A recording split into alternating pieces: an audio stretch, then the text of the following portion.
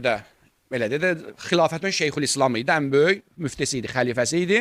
Yəhya ibn Əksəm İmam Cavad əleyhissalamla bəhs eləsinlər. Xülasə deyir ki, padşah xəlifə ilə İmam Cavad əleyhissalamla yan-yana mütəkkələr düzdülər. Birində Məmun əyləşdi, birində də İmam Cavad əleyhissalam, Yəhya ibn Əksəm də gəldi məclisə. Ondan sonra deyir ki, Yəhya dedi ki, ya Əmirəl-Möminin xəlifə dedi, icazə verirsən ki, mən Əbu Cəfərdən sual soruşum. Dedi ki, özündən icazə al. Xülasə icazə alandan sonra belə deyir. Deyir ki, sənə qurban olum, mənə icazə verirsən, səndən sual soruşum. İnşe'te, əgər istəyirsən soruş. Bir nəfər həcdə idi, mührim idi. Bir dənə ov elədi. Onun barəsində kəffarə nə etməlidir? Qaldı belə. Bir dənə sual vermişdi ki, bir nəfər ehram alında heyvan öldürsən nə verməlidir? İmam əleyhissalam bəzi müfəssirə hədis deyir ki, 26 dənə vəcih çıxardı.